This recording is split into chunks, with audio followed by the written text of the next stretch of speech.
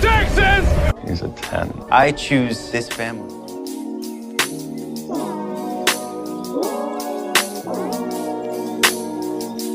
Hey guys, and welcome to episode 64 of 911 Lone Star Roundup. I'm one of your hosts, EJ, and with me today are my lovely co-hosts, Katie. Hey guys.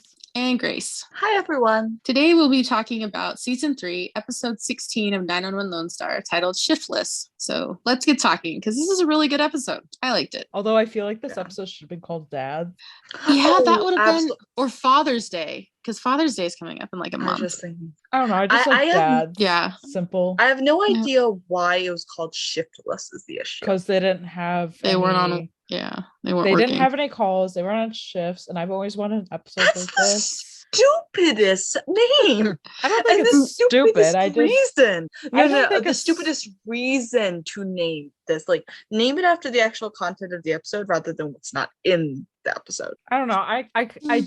I sort of like it, but I'm also like, it should have been called Dads and just Dads, because like it was such a dad episode. It was so many dad moments. Right. Yeah. Like we saw multiple so much levels dad. of dads. Yeah. Literally. Exactly. Yeah. So I just loved it. So the episode starts in 1984, which is a really good year because I was 6 months old. So we see two young boys running on the beach in Santa Monica, California, and we don't know initially who they are, but one of them we hear is his name is Tyler, and so that's where TK gets his name. Anyways, the older brother and the younger brother have their surfboards, and they were gonna go out in the water, but the younger one wasn't supposed to, and he finally like talks his brother into letting him go with him. And unfortunately, a super big wave comes by that they couldn't handle, and the little brother gets stuck in it, goes underwater, ends up drowning, and has to be rescued. And so when they finally get him back to shore, he's not breathing, and the lifeguard, and I was like, I had a full Baywatch moment at that moment, because like in the late 80s, early 90s Baywatch was a huge thing. And so I was like, okay, this is like totally a Baywatch thing. Anyways, so the lifeguard tells Owen, which we don't know at the moment is Owen, but she tells him to go run and call 911. And so he does, and they ask what his name is, and he says, I'm Owen Strand. And then I was like, See, Grace and I had like the same thought process, because at first we both thought the younger one was Owen, because let's be honest, he had a lot of pre-Owen manners. Okay, like the way he talked, the way he expressed himself, it was so young Owen in my brain that I was like, wait, the older one's Owen? Right. Yeah, same. yeah. I wasn't. So I'll be honest, I kind of saw him as an only child, but if I had seen him as like with having siblings, I would have expected him to have been the younger, not the older, just personally. Yeah, I can see that. Yeah, I don't know if I ever pictured Owen as a younger, or like I don't know like if I ever figured his family dynamic, but through this scene we learned that Owen had a younger brother. Owen looked to be about, I think we figured like 12 years old, 13 years old. I would say 13, because that's when he saw that last time he saw his dad was 12, I would say 13. 12, because then like I would imagine like after this maybe like it would have lasted a year, and then like because actually no, because it could have been 12 or 13, because they didn't move till he's 15, and that's when they're leaving, so it could have been either or, but I feel like he was 12. So we've kind of Owen's about probably 12 years old or around there, and his younger brother is probably like 8 or 9, 10 at most. And his younger brother, we learn his name's Tyler, which now we know where TK gets his name. So we don't know if the little brother's middle name was Kennedy or if it was a family name or just a name they picked, but we know at least where Tyler comes from. And even though the paramedics come and take him to the hospital, his brother doesn't survive, so his brother passes away. So we quickly learn that when Owen was a kid, he felt responsible for his little brother drowning. And we don't know all of this yet, but some of it. Yeah, we don't. But you can honestly assume what's gonna happen. Right. I mean, yeah, he did, like, you can expect the thought process, he'd gone out to surf, but he told his little brother to stay behind. His little brother decided to ignore it and came after him. And Owen decided, as long as they stayed together, it'd be okay. And they should have been okay, except the big wave came. And Tyler was not wave. Tyler was not yet trained enough to know how to handle it. Yeah. And he couldn't make it over to Owen in time for Owen to grab the board or something, because he hadn't learned how to go over that way. Yeah. So, and the bad thing is that somehow his anklet that the surfboard had somehow slipped off. Likely the wave ripped it off him or something like that. Yeah. And let me just say, I'm not surfing anytime soon because I am the person when I go to the beach, which the only time I go to the beach is when I'm on vacation, and I'm somewhere where there is a beach, because the beaches here are not nice at all. And I do not go that far in the water. I go enough to maybe touch my ankles or somewhat at my legs. I do not go that far. I am a baby. Yeah, the West Coast beaches, and I think the East Coast beaches tend to, like, I know here in Washington, there's a huge undertow. So if you get out further than like knee deep, I mean, you could easily get swept away, and those undertows can pull you and mess you up. And those freak, like big waves can come in, which is why certain areas are super popular for surfing, because the way they like to get those big waves, which is awesome if you know what you're doing. And unfortunately, his brother didn't. I got the vibe that like his little brother was learning, and like he's like, oh yeah, you can come and we'll learn, but you know, you're not going out there. Mom and dad said, yeah, like the gentle waves, they should have been fine. Like I live around like tiny little beaches, not more like Chesapeake Bay connected than ocean connected. And I do like going in the ocean, but I don't like going too far, because I think humans tend to really underestimate the forest that covers 70% of the planet. They way overestimate their power versus the waters. And the water, it's a forest to be respected. I remember I was like, how old was I? I think I was like 16 or 17. I was in New Jersey for a church retreat, and I had accompanied a group of my friends further out than I was actually really comfortable with into the ocean. And I was doing okay, but I had never been taught how to ride a wave just in swimming. I never was taught to dive through it. I never learned how any of that. So a larger wave came up and I got spun around underwater, I want to say for a good minute. And everyone else had surfaced and they were all panicking over where I was. I was fine. Just a little scared by that point. And even then I was still like, okay, everyone's a jerk and disrespects, the force of water. But ever since then, I've really been like, y'all, you have no power in the situation. Oh yeah. Yeah. So anywho, so after we see this scene, they go right to present day where Owen and Judd are talking at Owen's place. I love their talks. Judd's just over visiting, and he's talking with Owen. Judd's comment, apparently Owen had said, I'm going to California for a couple of days. So Judd's like, California? He's just kind of like disgusted by it. He's like, I still haven't made it out to California. And I'm like, that's totally that's a country boy thing. Yes, it is. I don't think he'd know what to do with himself. Right. And he did call Eddie Hollywood. Yeah, that's true. Knowing Eddie's in Texas. Right. And then Owen asked Judd to be acting captain in case he's not back before their next shift. And Judd's like, he's like, well, do you think you can actually get what you need done in that short amount of time? Because usually you're off for like 48 hours, maybe 36 hours to 48, 36 or 72, so you're not off a ton of time in between. Yeah, I shifts. think he said 36. Yeah, so and then at the end of last episode, Owen's calling the number I guess he has of his dad, and a woman answers, and we don't see any of the conversation, but what Owen says is, well, I was told he doesn't have a lot of time, so he wants to go as quickly as he can. And Judd's like, but we're talking about your daddy.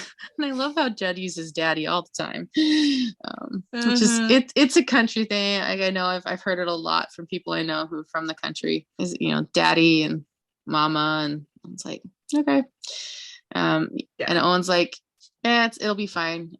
And he's like, yeah, it's like my dad that's never bothered to call her right since I was 13. And then Judd's like, oh, well, you sure you should be going alone? I love how it kind of changes the tune, like, oh, that's the situation.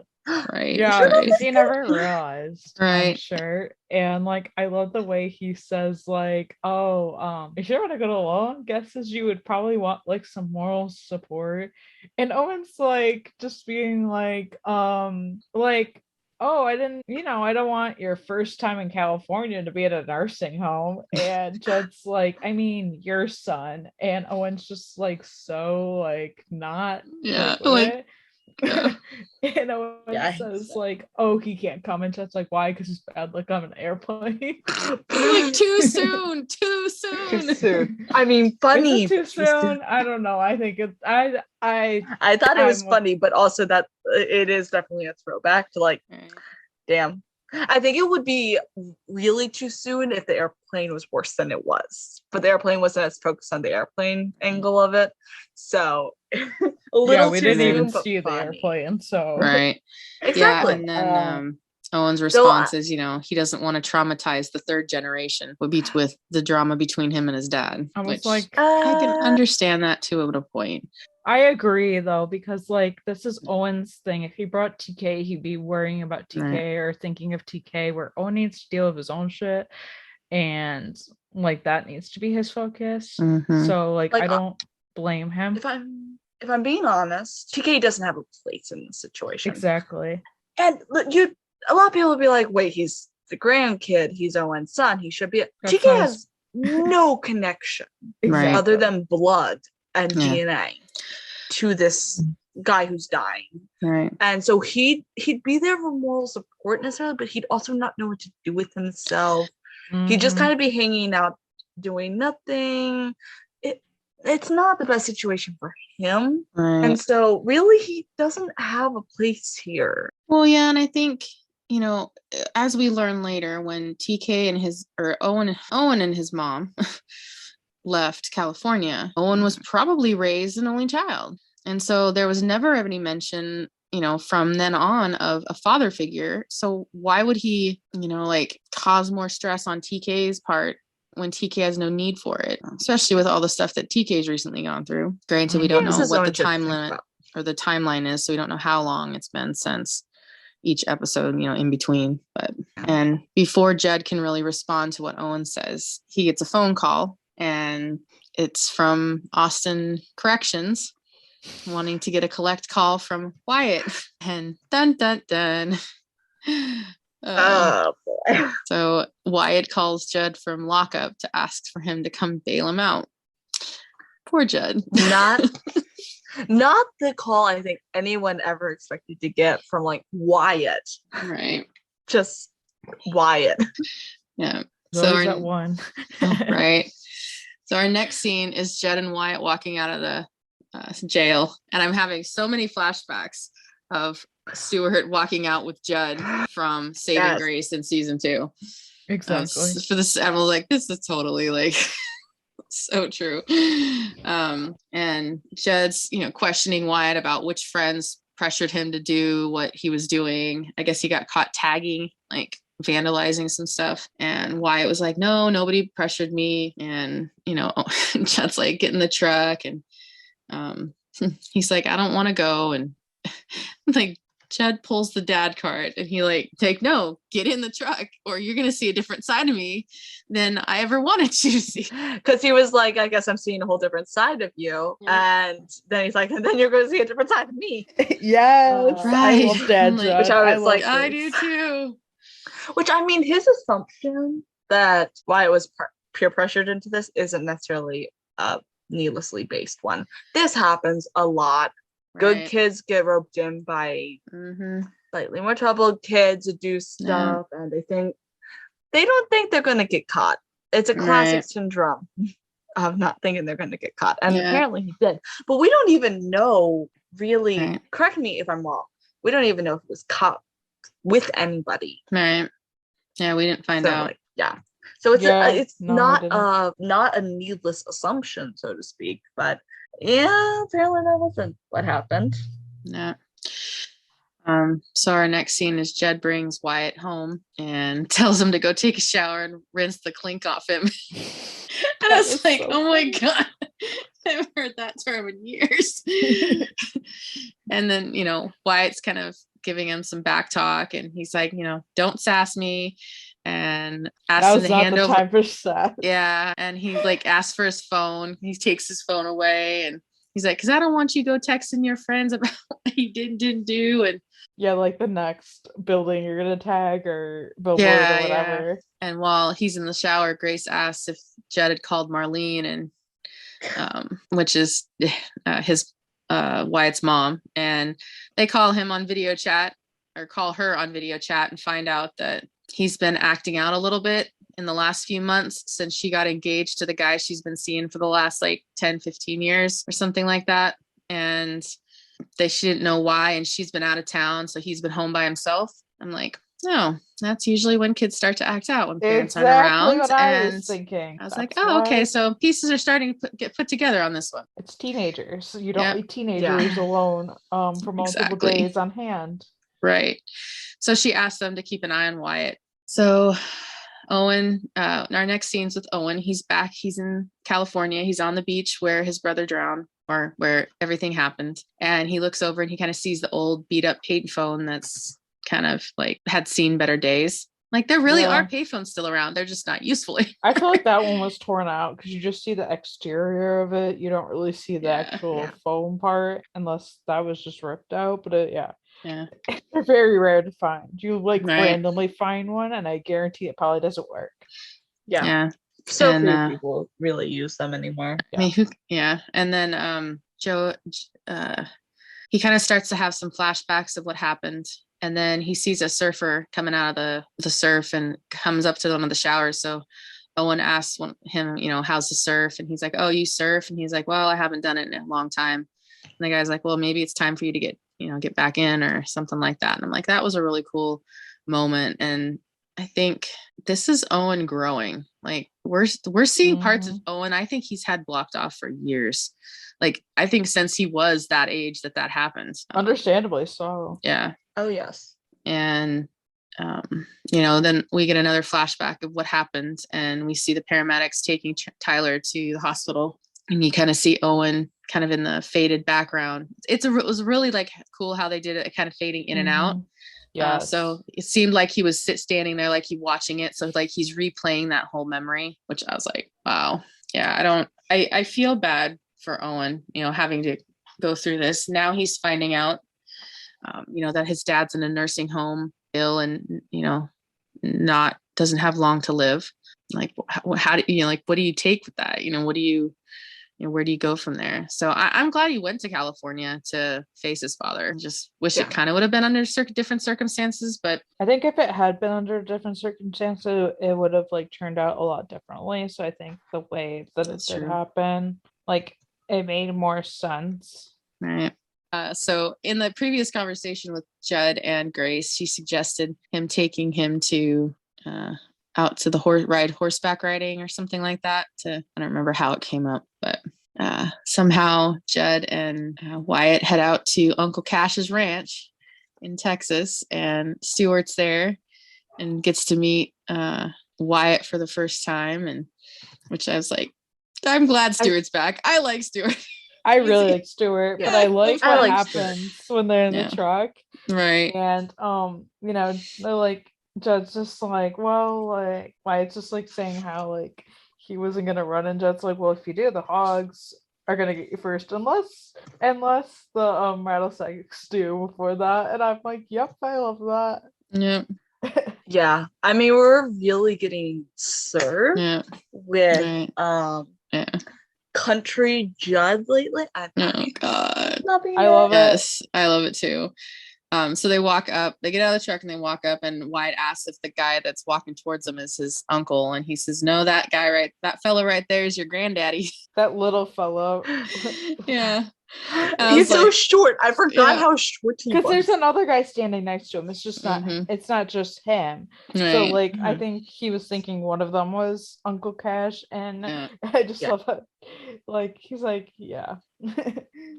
And Judd tells Stuart, well, this is Wyatt, and Stuart's like, well, he doesn't look like a juvenile delinquent. So he was obviously prepared for him. I love how Stuart says the first thing that comes to his mind, Usually I get so irritated when people do that, but with him, it's endearing. I do that sometimes though. Oh, I do too. But like you guys have heard some of what comes out of my mouth. I have at least some filter. You guys hear somewhat of what comes out of my mouth. Oh yeah. I'm not thinking. Yeah. Oh, filter, but not okay. No filter. Yeah. Yeah. Then, I just love him being like, after he says like, doesn't look like a juvenile delinquent, and just asking Wyatt, are you a juvenile delinquent? And Wyatt's just like, not usually. And then I love the next line, which was Stuart telling Wyatt that he has something in common with his old man. Because I was like, oh, Colin shut out on that.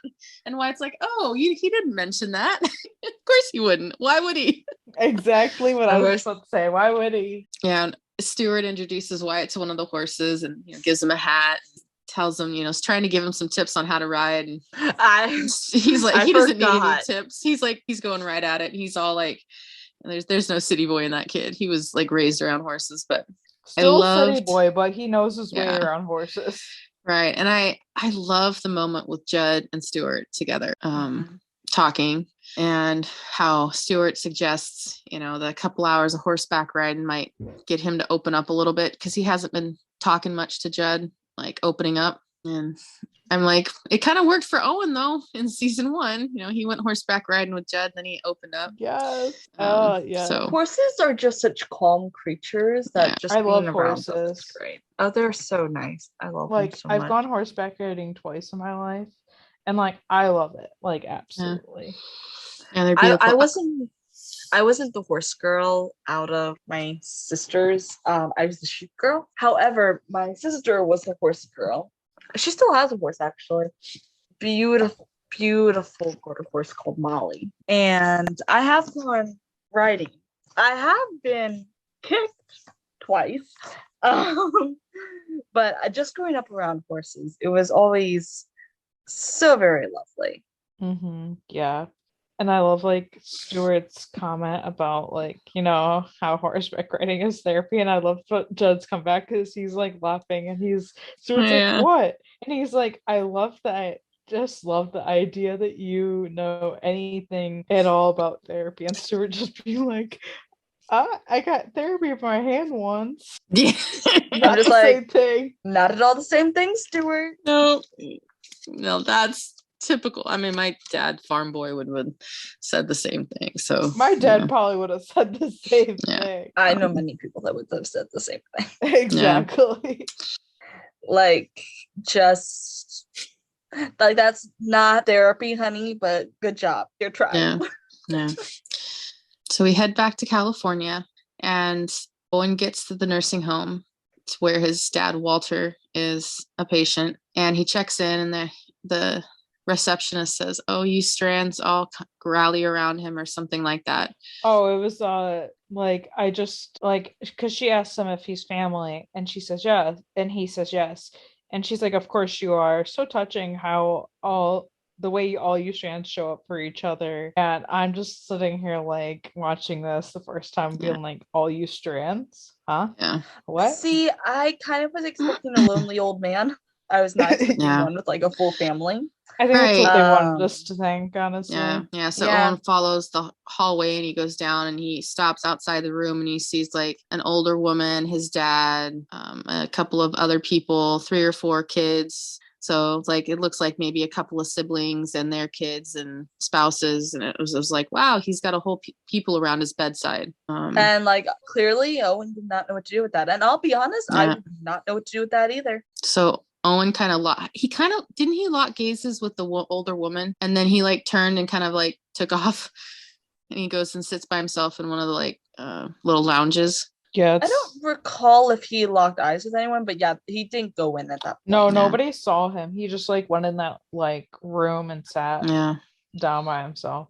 Yeah, and that's so then he has this like flashback of memory of a similar situation of when he was a kid.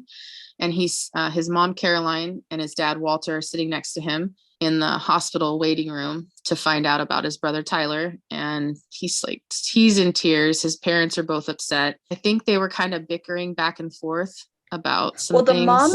the mom is trying to be very, I did not like the mom, I'll be honest. I didn't either. The mom is being very insistent, trying to find out like what happened. Oh, that's right. Why didn't he do blah blah blah blah blah? And the dad's actually standing up for him.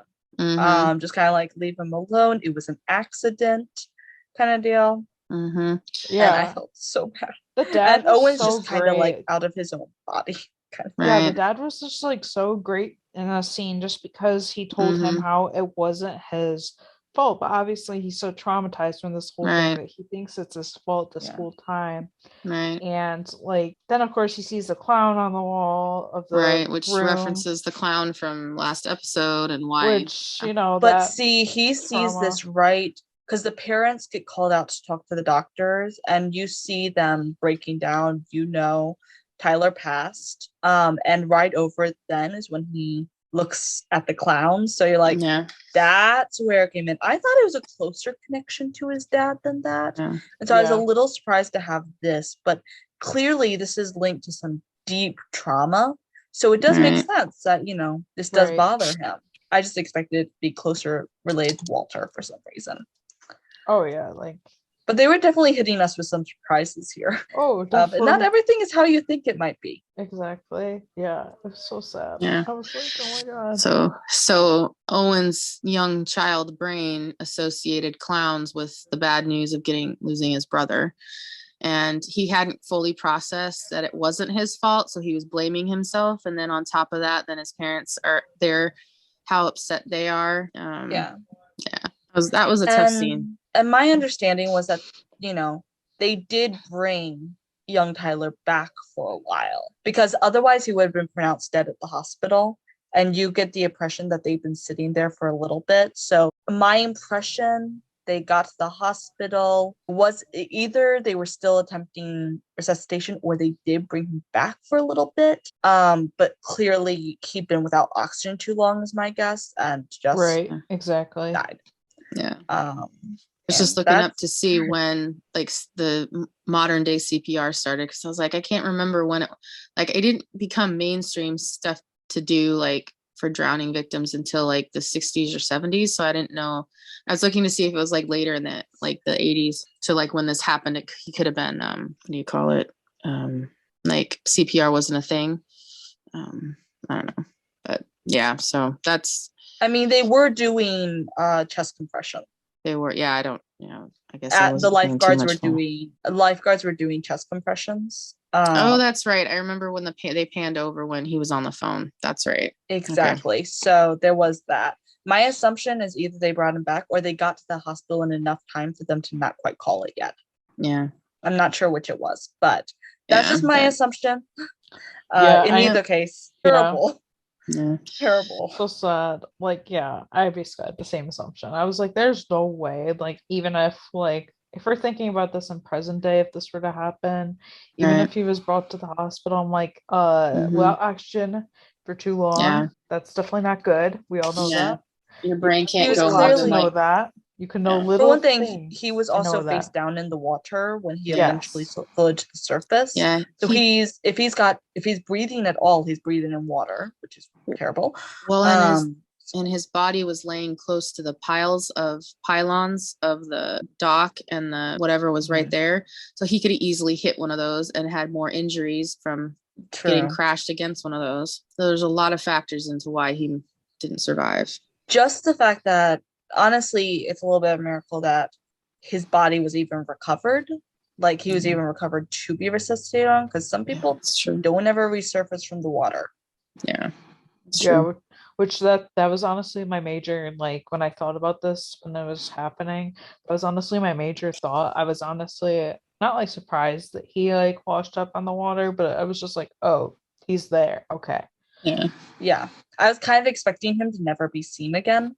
So I was definitely surprised when you did see it. But that obviously makes a lot of sense for where the story went. Because otherwise, no hospital, no clown, no. Yeah.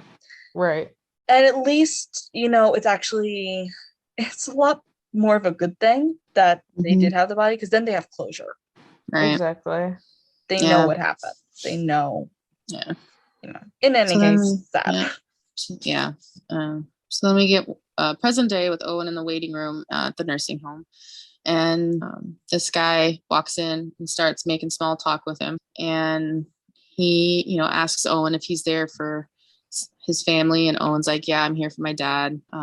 They start talking about dads and their dads with totally different stories. And at this moment, like, Owen knows that this is Walter's son. So this is his half brother, but the guy doesn't have any idea who Owen is. Right. And, Owen kind of asked the guy to share about his dad. And I think even Owen shares that he hasn't spoken to his dad in years. And now it's been so long, he doesn't know if he has, what to say, but he has a lot to say. Yeah.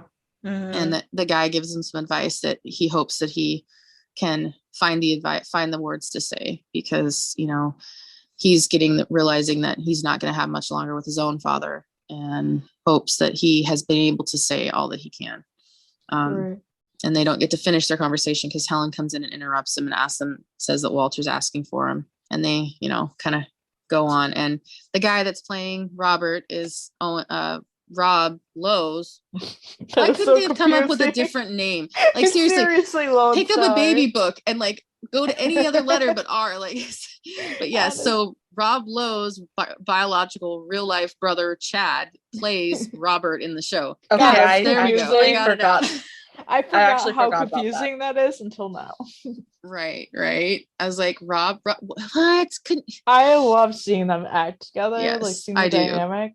And it was really awesome. Yeah, and like as an audience, we knew like, well, in articles they described him as this estranged brother. There was nothing estranged about that because they had never met. They didn't know they existed. Exactly. So there's nothing estranged. Yeah, my theory of that is when Owen went to New York, he had no idea about anything, cut ties, or had no ties with his father.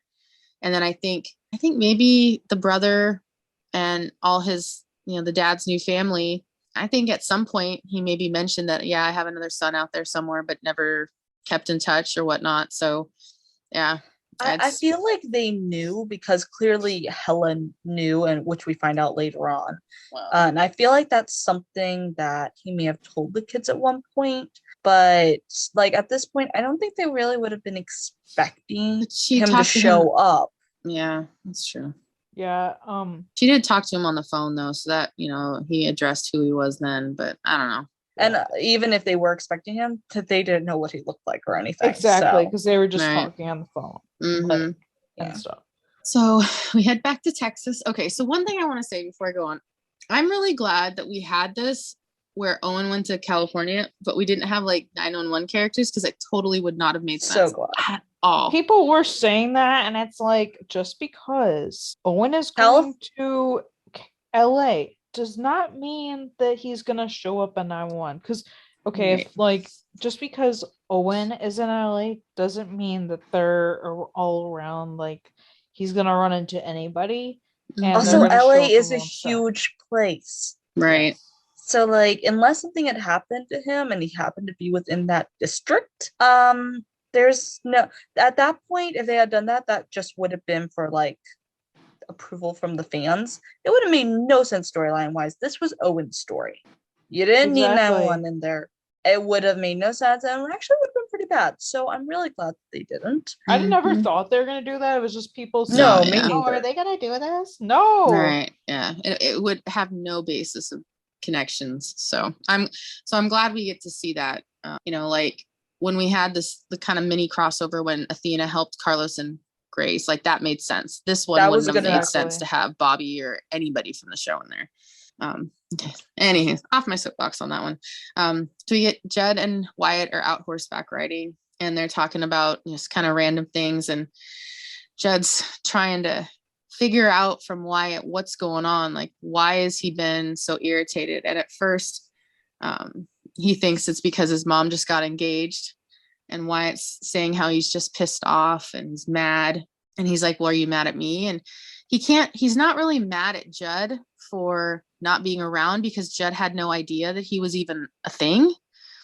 He's mad at the situation. Yeah, he's mad at the situation. The fact that he lost like 17 plus years of his life with his dad, because of this. And I think the way I was getting is Wyatt kind of felt like he wished he would have met this dad and like hated him.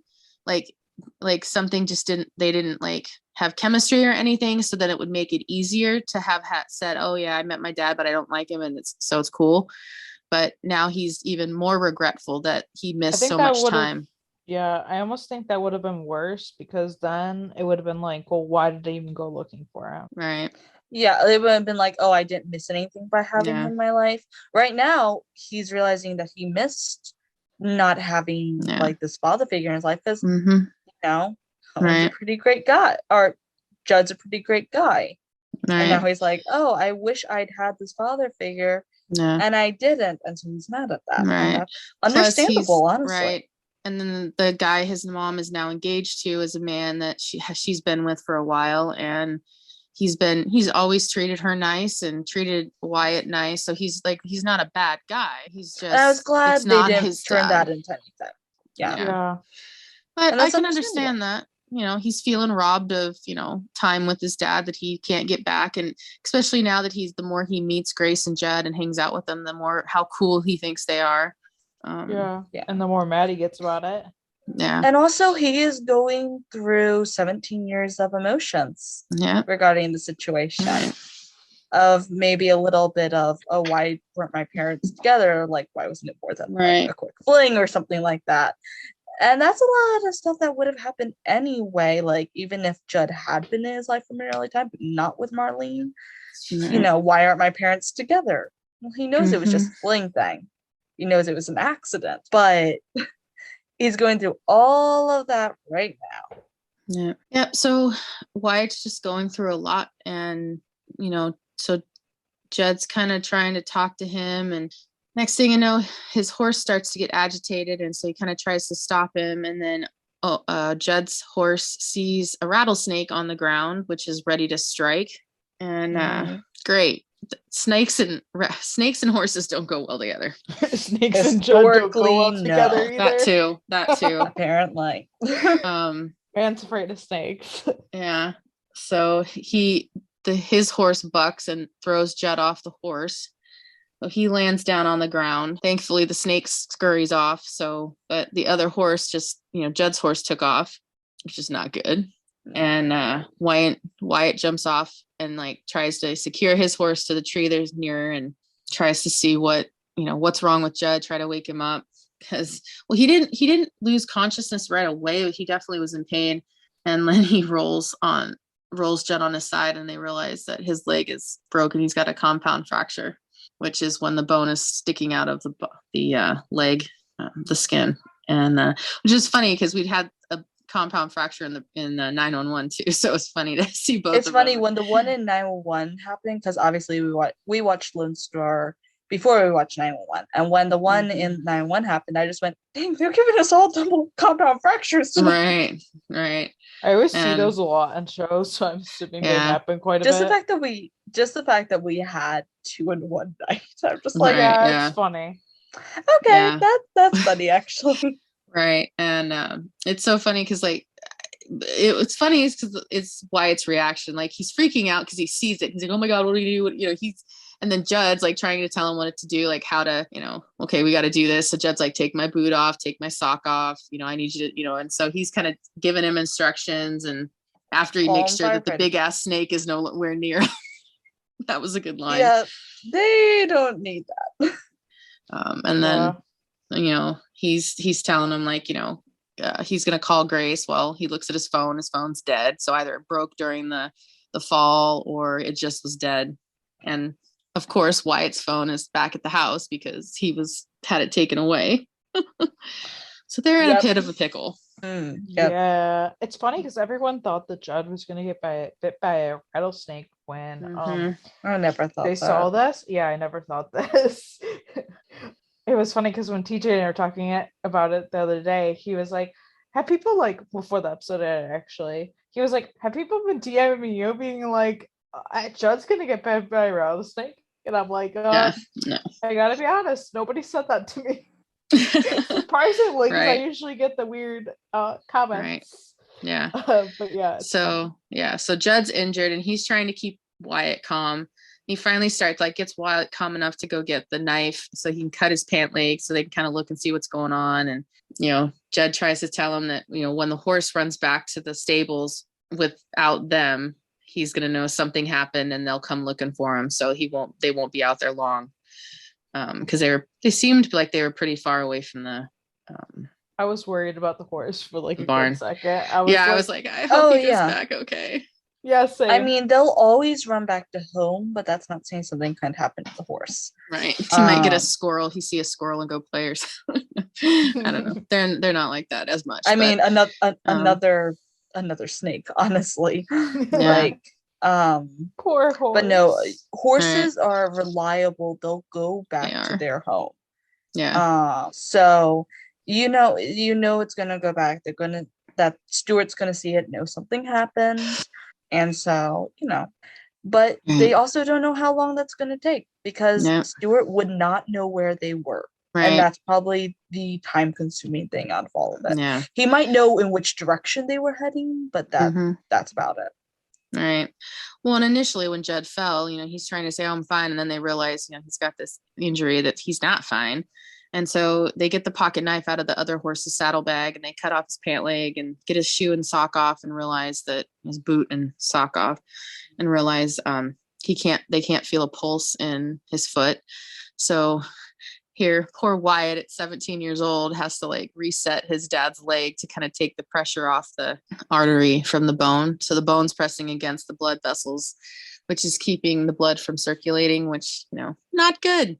If it had lasted too long, Judd could have lost his foot because of it. So it's definitely good to get circulation back. Yeah, not good. And poor Wyatt was freaked out. He's like, I can't do that. I'm not trained. What if I break it? What if I make it worse? And Judd's like, it can't get much worse than this. That's very true. He couldn't feel anything on his leg. Right. He's like, it's not like he's gonna feel something. And then but what if you pass out? And he's like, well, if I pass up, I'll wake back up. It's true. Yeah, because he told him he was gonna pass out when he put his leg in place. And I was like, that's how it goes. The pain. Judd should have been chewing on a stick or something when that happened, because that was not. Yeah, that was pretty bad. Yeah. So I'm trying to figure out how this worked, but so after this scene, we go back to California and Owen's in his car and he doesn't seem like he's at the nursing home yet still. He probably drove to the beach, I'm assuming. Yeah. That's what I was thinking. Yeah, he was at the beach, he probably had to get out of there. And I think context later kind of clears this up that he had left and gone somewhere. And I mean, understandably so. Right. So he's at the beach in the car with his windows down. He calls TK video chatting, which if he didn't want his son to know he was somewhere, then he probably shouldn't have put that on video, but that's just me. Anyways. So he calls TK, TK answers. Owen, TK asks Owen, what's going on? And he said, I just wanted to check in and see what he was doing. And TK says, Carlos and I are just hanging out. They might order sushi in a little bit, which was nice to see a little Tarlos in here. Yes. And then TK asks Owen if he wants to join him. Because at this moment, TK has no idea that his dad's not even in the state. He thinks he's still in Texas. So Owen's like, oh, no, you guys do your own thing. And TK asks Owen where he is. And he says, oh, I'm just out for a drive.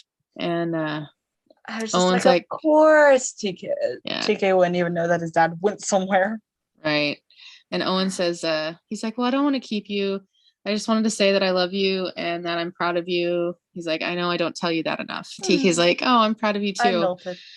Yeah. Same. And Owen's like, he's like, I'm sorry we don't talk as much as we used to. I'm going to work on that. TK's like, that's not only your fault, but it's kind of a two-way street. And Owen's like, yes, but I'm your father. TK's like, well, I'm your son. It's on both of us. And you can hear the seagulls in the background. And then Owen's like, well, it sounds like we should try and do better. And TK's like, deal, or okay. And Owen's like, well, enjoy your sushi and tell Carlos I say hi. And when they hang up, TK asked Carlos, because Carlos had just sat down with him. He's like, did he seem weird to you? And he's like, Carlos like, yeah, maybe a little. And I was like, is it just me or did he hear seagulls? I know we love won't that. see it, but it'd be very funny to see his reaction to finding out where Owen was. Yeah. I am really glad we got this scene. I'm glad we got a TK and Owen scene. I think this was needed. It was an important scene. Like it was something we needed because this is like something that's been kind of floating over from last season to this season, like how little we've gotten with them.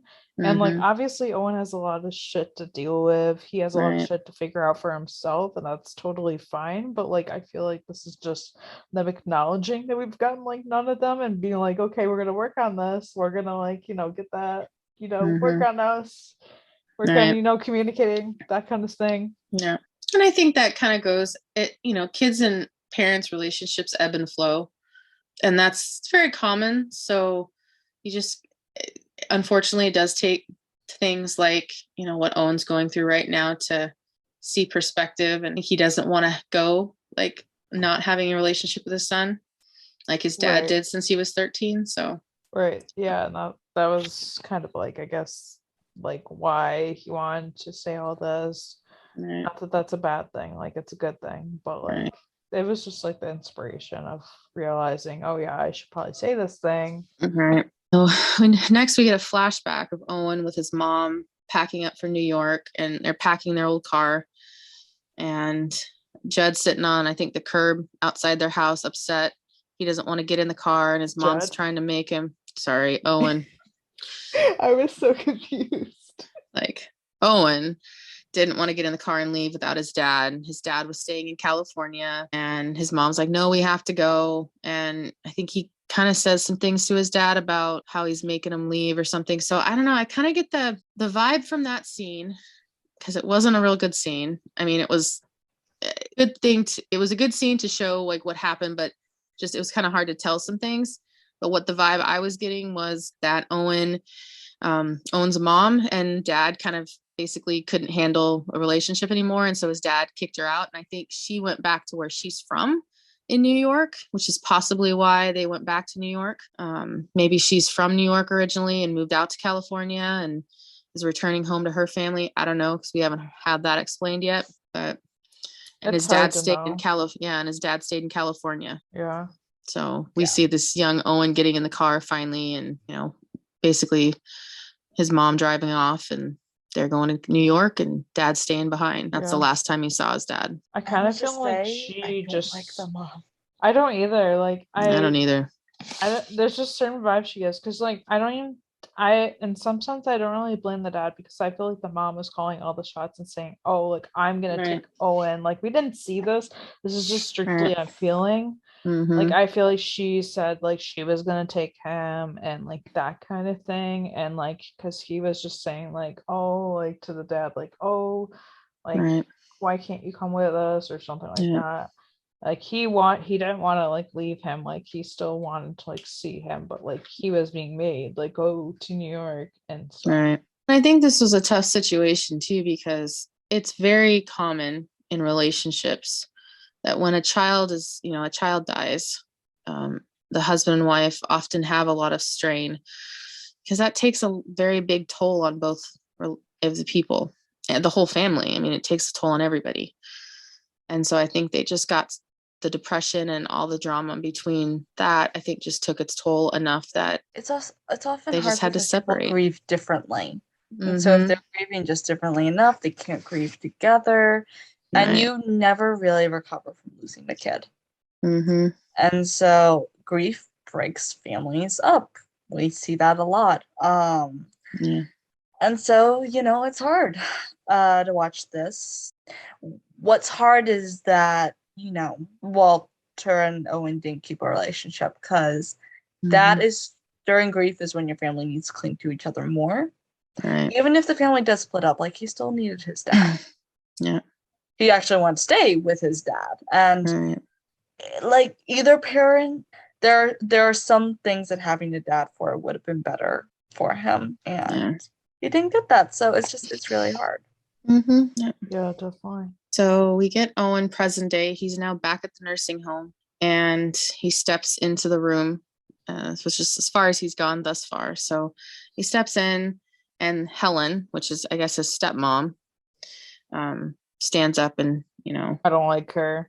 I don't either.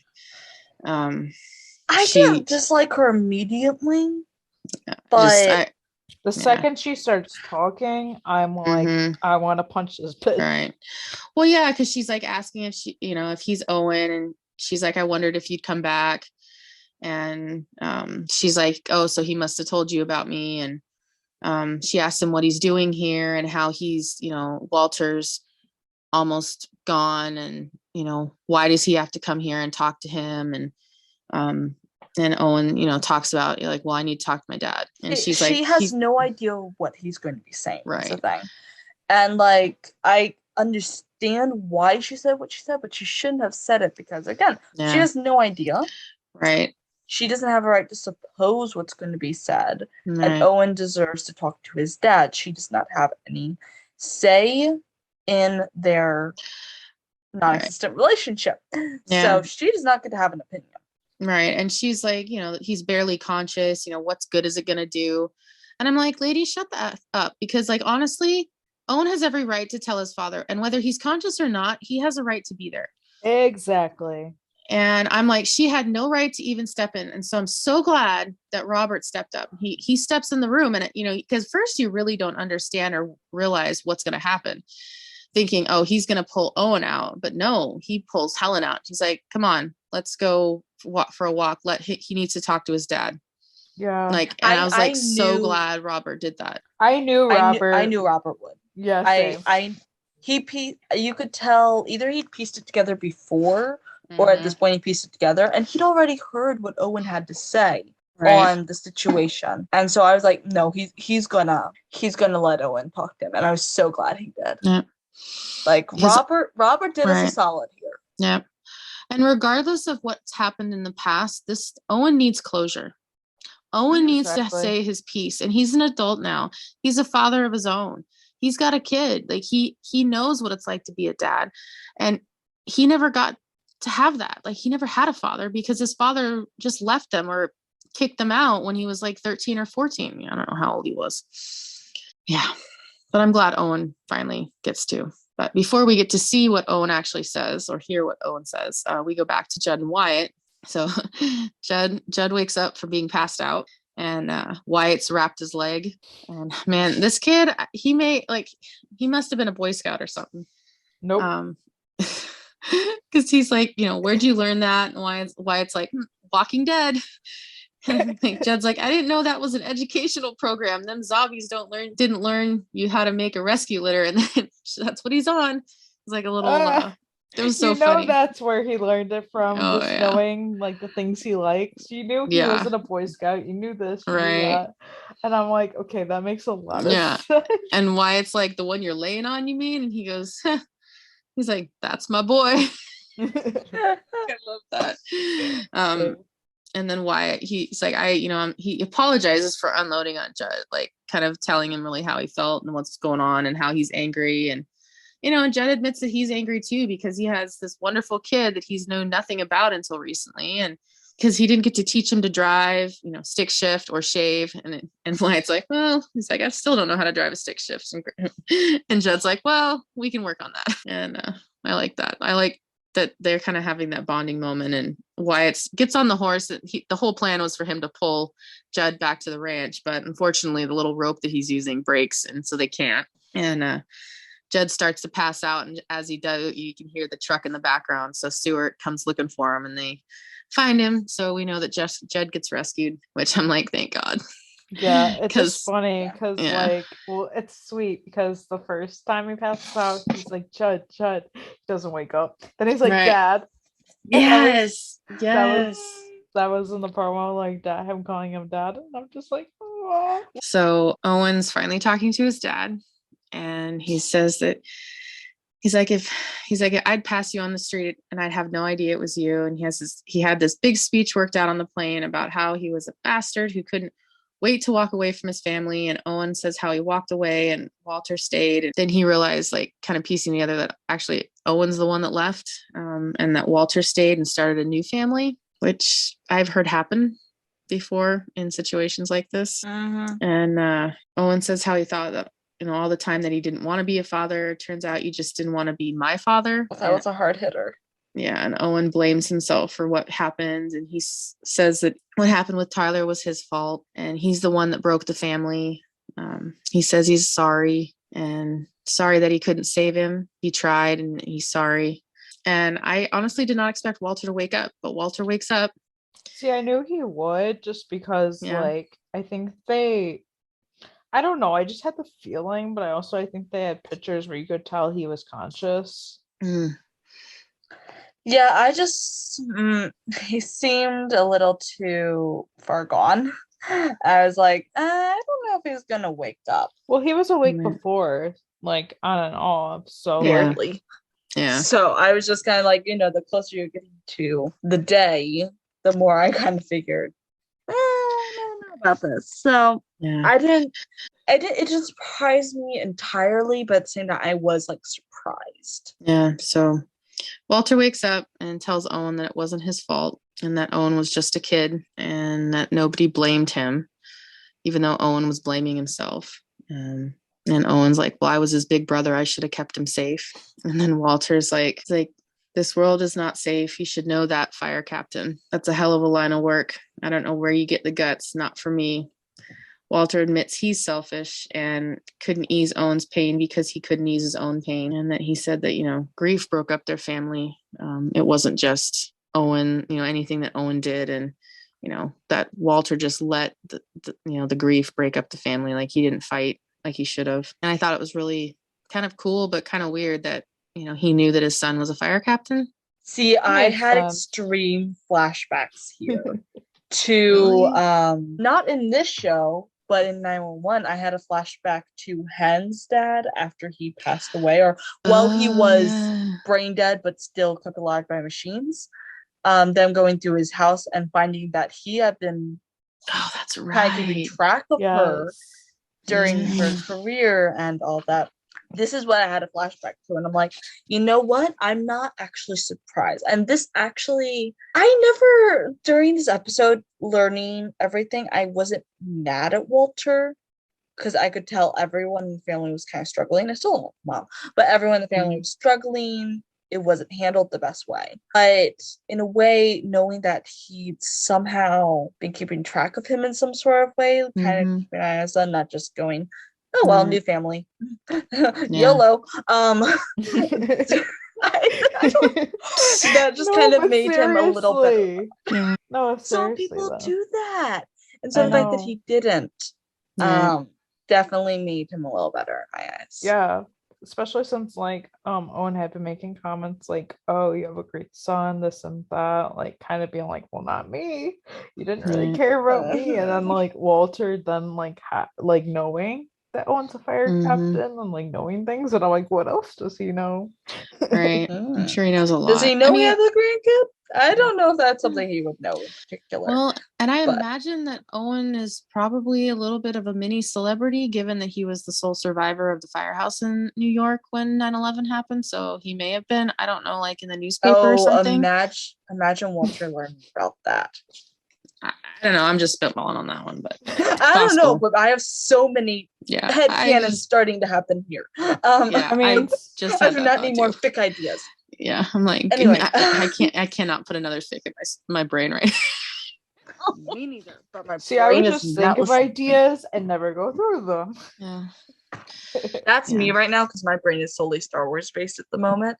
But that means when I come up with headcanons for other shows or other movies, I'm screwed because my brain has not switched settings yet. Yeah. So Walter asks Owen, he's like, he hopes Owen can forgive him. And Owen's like, he's definitely going to try. And Walter tells him if he'll forgive himself first, because I think Owen needs to forgive himself for what happened, because Owen's been blaming himself for what happened. And while, yes, he did play a part by letting his brother go out there, Owen did not control the waves. It was not Owen's fault. It was an accident. Yeah, he could not. He couldn't prevent it. It's just as easy. They could have been heading home and Tyler could have gotten hit by a car. Wouldn't have been his fault any more than it is this time. Exactly. It happens. And so I hope we get to see Owen in therapy and working through maybe the loss of his brother a little bit more, and just about to be the loss of his dad. I hope we get to see him in therapy more. Please, we need that storyline to continue. Yeah.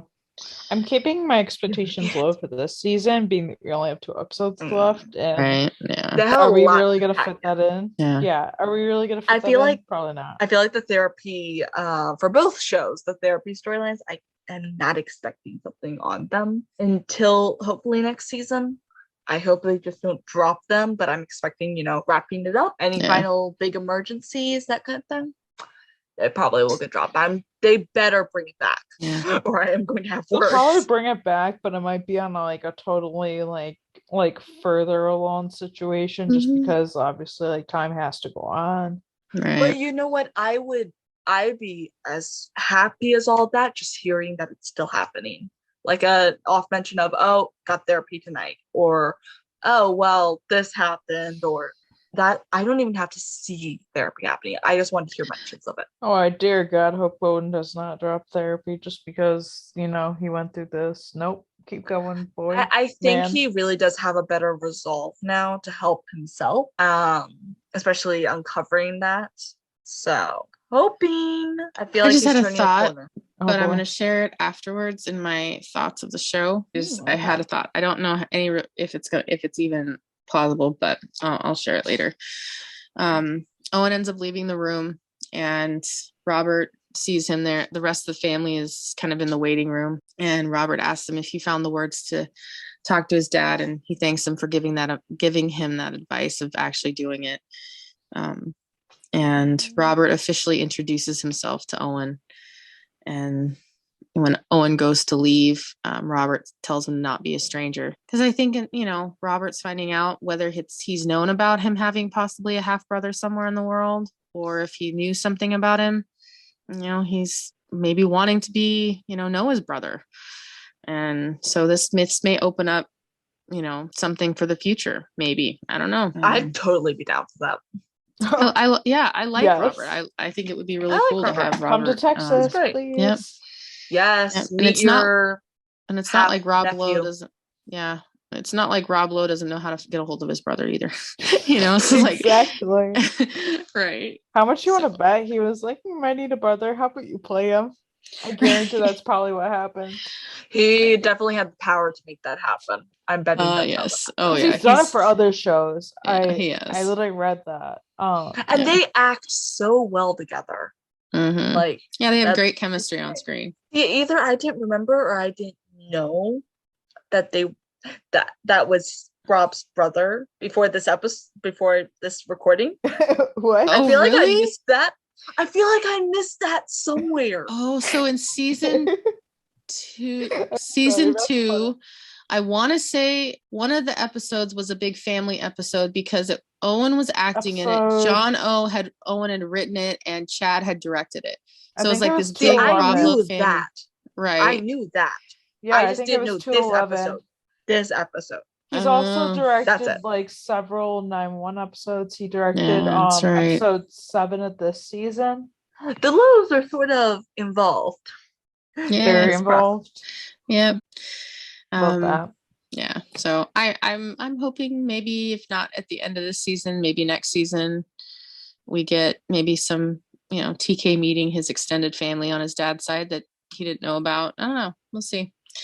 Our final kind of big scene is, one of the big scenes is where we got the Ryder family. Stuart's over at Grace and Judd's with Wyatt. Judd's got his leg in a cast propped up. And so I don't think this is the same day. It seems like it's maybe the next day or the next couple of days, because Judd would not have gotten out of the hospital that quickly after having surgery to fix his leg. But Stuart writes on his cast, break a leg, which I thought was hilarious. Yeah, and Judd's just really? Yeah. Really? And he's like, well, at least I didn't write break the other one. Oh my God. That would have been what Stuart did. Exactly. Right. And Wyatt asks if he can write something on it. So he writes something, and then he Grace is like, Dad, don't think we didn't notice you haven't touched your jackfruit taco. And Stuart says, no, if this is the yard, he would call the vet for a dog. For his dog. And I did look up this earlier because I was like, what the heck is jackfruit? I've never heard of this. I've had it before. Yeah. I've heard of it. Never at all. I lived with a Filipina lady for a little while, and it's common in Asian recipes. Sometimes jackfruit, and sometimes it's used in like as a substitute for meat. So you know that Wyatt's vegetarian, or is he vegan? He is vegan. And Grace is like, he's like, no offense, and Grace like, none taken. We were skeptical at first, but now you've been converted.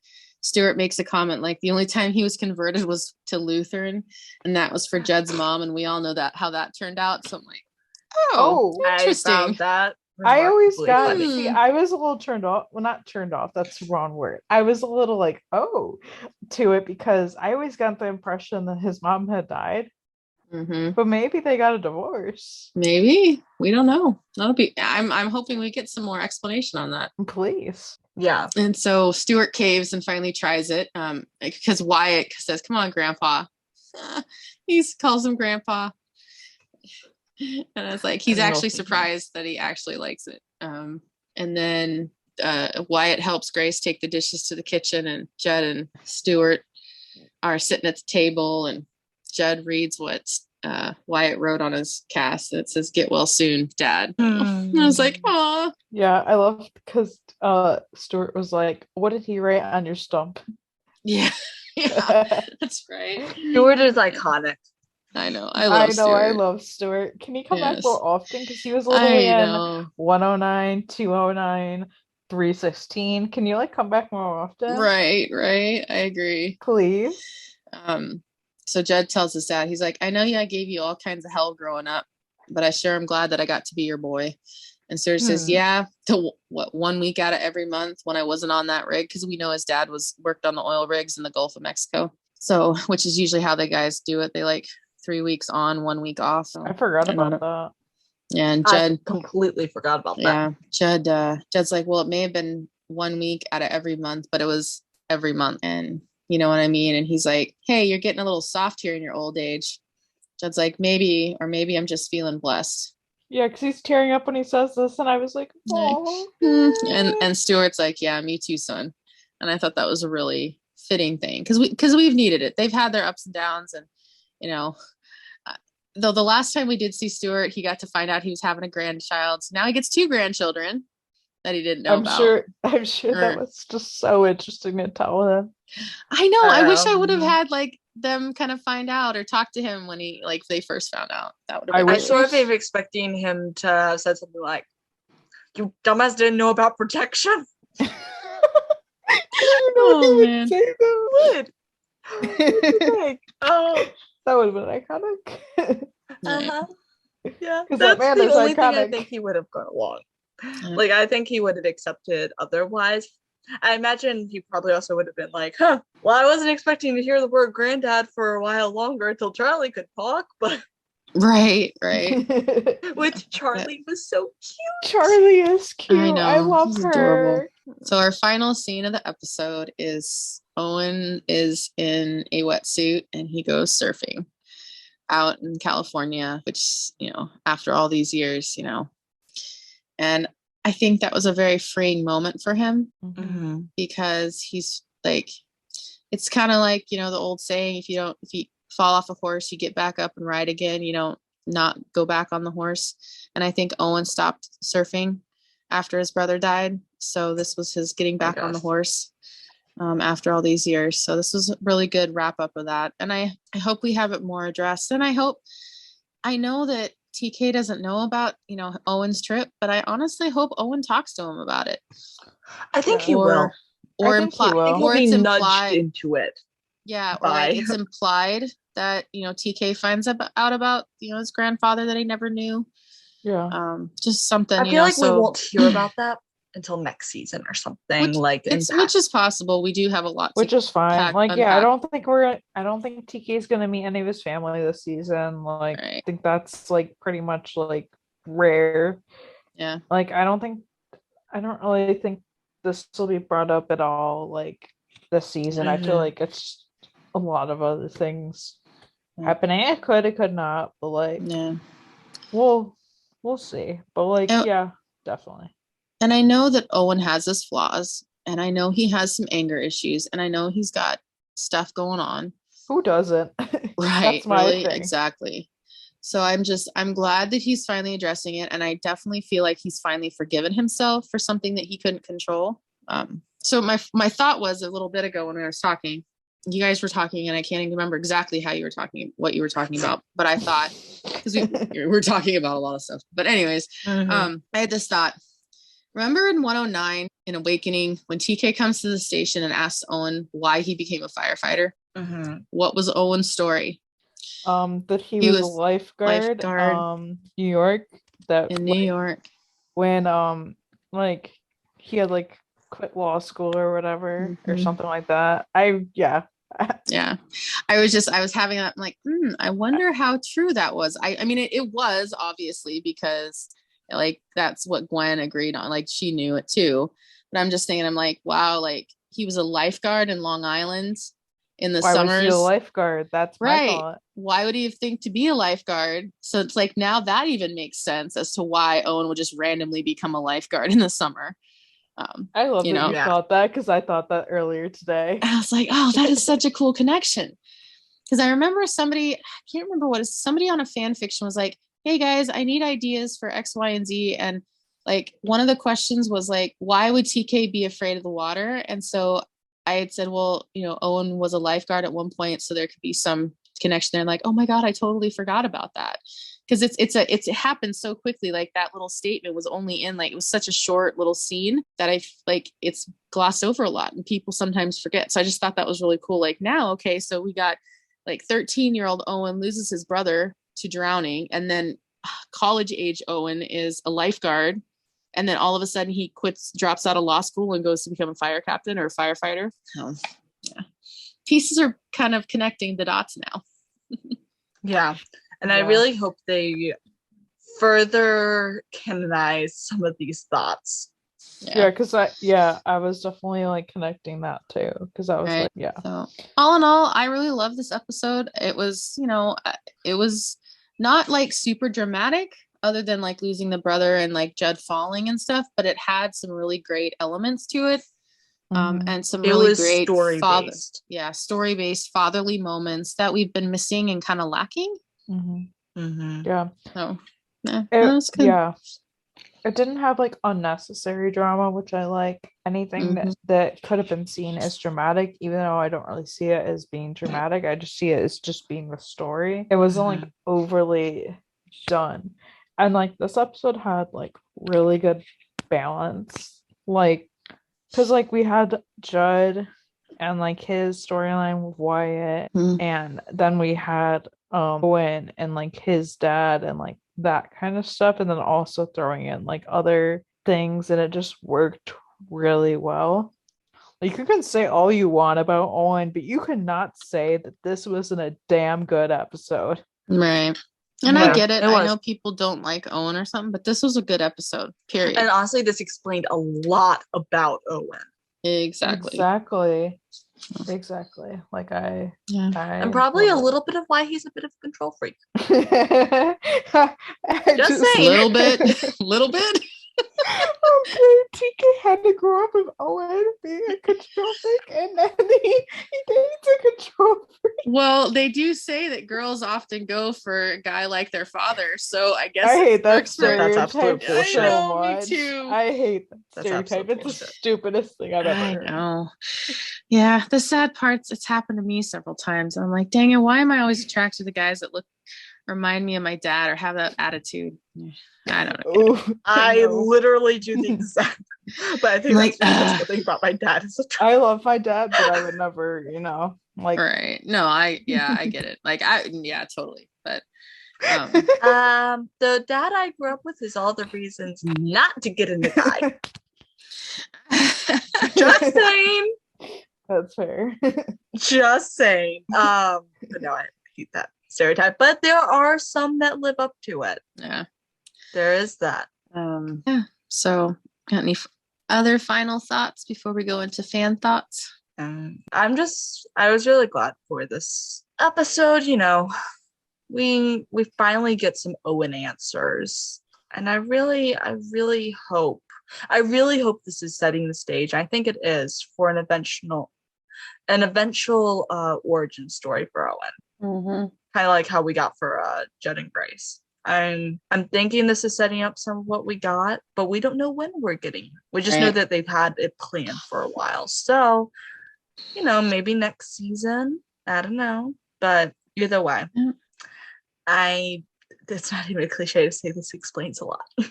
Right. So no, it does. Yeah, and totally. I love it. Yeah. So what about fan thoughts? Did we get fan thoughts this week? How's TJ thoughts? TJ, I was about to say TJ. Surprisingly enough, TJ and I, we've both been busy this week. So TJ and I didn't really talk about Lone Star. We did talk about 911 a little bit, but I will ask TJ what he thinks, and I'll post it on our story so you guys can get your thoughts. Yeah, there you go. But yeah, it's been Check a busy week. And I know TJ's birthday is tomorrow. Oh, happy birthday, TJ. The day, yeah. It'll be like belated after this, but yes. Right. Yes. Happy birthday, TJ. We're recording it the day before your birthday. Exactly. So happy birthday. But fan thoughts is light this week, which isn't a bad thing since, been very hefty recently, so a little bit of a break. But loved it and loved the TK and Owen content, and I love that. Like, I was glad we got a little bit of it. I know, I was so happy because like people were tweeting before the episode. They were like, "Oh, we're gonna look like clowns going into the episode, thinking we're gonna get Tarlos and TK," and then they give us one scene, and that one scene was really good. Like it, all we needed. Yeah, that's all we needed. It was like so perfect. Yeah, and Owen and TK, just have a conversation. They don't have to be in the same room. It worked great. Like Owen called in, they had a video chat, they talked to each other, they said what they had to say, and I love what they had to say. Yeah. And Owen apologizing for, not being the greatest father recently, and how he hasn't really been as open with him as he should have been, and how they're going to work on it. And TK's kind of saying the same thing. Plus we get a little domestic Tarlos, and how Owen's saying hi, like, "Oh, tell Carlos hi." So like that obviously is like dad approval of boyfriend, which we know in the beginning, we already knew. Owen hadn't approved of any of boyfriends. So this is a big step for that. So yeah. Yeah. I mean, we already knew he liked Carlos, but just getting, those little bit like, "Oh yeah, say hi to my future son-in-law." Right. That would have been funny if he worded it like that. Well, that would have been funny for them. I mean, Carlos has already said my father-in-law kind of. in an episode. I just want to hear it from Owens more at or some less, point. But let's be honest, more or fans less, will be incorrigible. Yeah, so it was. You're right, Katie. It was more or less, and like more or less. But yeah, I loved it. Yeah, one day. Yeah, one day. Yes. So promo for 317, which means that we only have 317 and 318 left of the season. So in this promo, we see a car with kids in it, but it's reversing, and the mom gets run over by a car, or by the car. By that car. Yeah, by that car. And the 126 responds, and Carlos is there on scene. And when the mom's being loaded up in the ambulance, a guy shows up. Turns out it's the kid's father, and she's begging them to not let him take the kids because he hits the woman and the kids. And Carlos, unfortunately, is saying the same thing that any police officer would have to say, is unfortunately, because he's like, I have no reason to not let the kids go with him. There's no proof. He legally can't do anything about it. So Owen starts making a comment to the guy to rile him up. And sure enough, the guy takes a swing at Owen. And I think that was on purpose. For damn sure. He's he's making them have a reason to take the guy in. Right. The first responder. Yeah. So when I always post the promos and stuff after the episodes air, and somebody had commented on it saying, I think Owen did that on purpose so that way Carlos would arrest him. And honestly, when I first when I first watched this, I didn't even think of that. Yeah. And I was like, wait, that's actually like, no, that's like smart. Because like, yeah, you do it.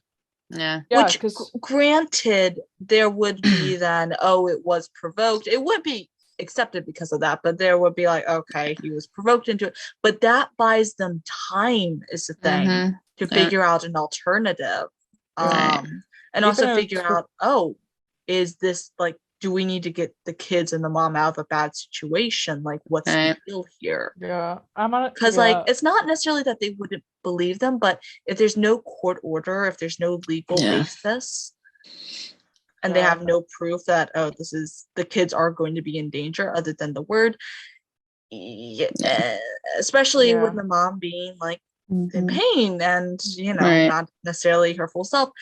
There's just a lot of extenuating circumstances. So like, I'm just hoping, guys, don't go after Carlos or any of the other cops. There is procedure to this. Oh yeah.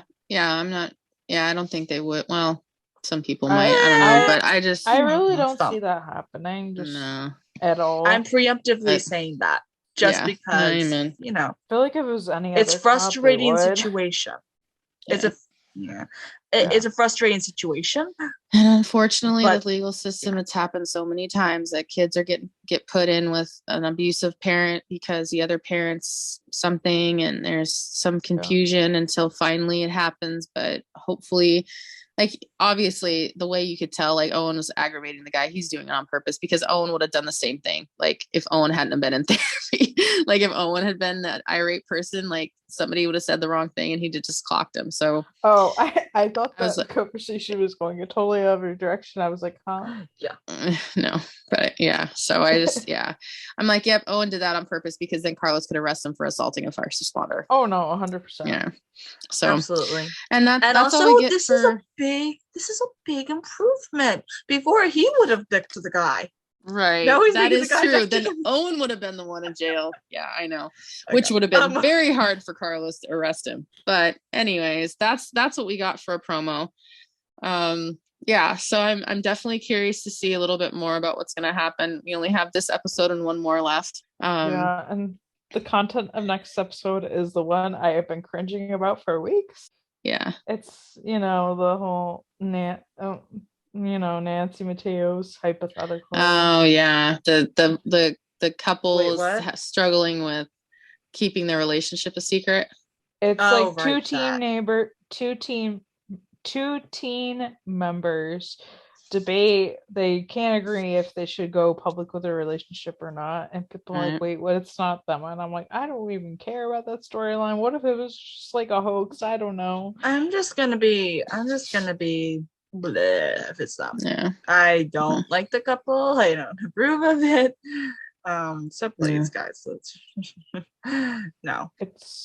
I feel like if it happens, it's gonna be resolved in the episode because I don't see that going anywhere. Oh, hell to the no. Yeah, I don't know. I like Mateo and I like Nancy, but I just don't see them together. But I don't really. Yeah, I don't really. No.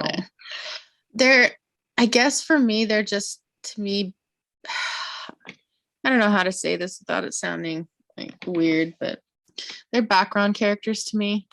I'm like, like you like them, but I like they're cool, but like their storylines are not like my number one like desire to see. So if that's something they want to do, that's fine, or like the writers want to put in, okay. And I get giving them screen time. Like you can give them. I mean, Nancy's kind of more a background character to me, but I feel like Mateo's more of a side character. Yeah, that's true. Here's the thing. I like Mateo. I've liked him more as he's grown up a little bit. But see, I don't like Jules all that much. He's always rubbed me wrong, and so sometimes that impacts how I see the character. I just don't like Jules all that much. I have no problem with Brianna or Nancy. They're just kind of background. I love when she shines. I don't miss her when she doesn't. I don't know if that's terrible of me to say, but like, I forget about her later. So I just their personalities are not compatible in my mind. No. So he always gives off a young vibe, and I don't know what that is, but everyone babifies him and TK. And he's the only one that like is kind of the baby of the group. So yeah, like TK is like 28, I would say. Yeah. Thank you guys so much for joining us and listening. Be sure to subscribe to the podcast on Anchor. We're also on Spotify, Apple, and Google Podcasts, and Amazon, and everywhere else you can get your podcasts. On iTunes and Spotify, rate us and leave us a review. It would mean a lot to us to kind of see how we're doing. You guys can follow the podcast on our socials at 911LS Roundup on Facebook, Instagram, and Twitter. And you can also join our Discord server, which the link is in the description of the podcast and also in our Instagram bio. You guys follow me, Katie, at ForLoveTotos on Instagram and at ForLoveTotos on Twitter. You guys can follow me, Grace, at RonanRafflin911 on Instagram and at CheapGirl31 on Twitter. You can follow me, EJ, at EJ8302 on Instagram and Twitter. Bye. Bye.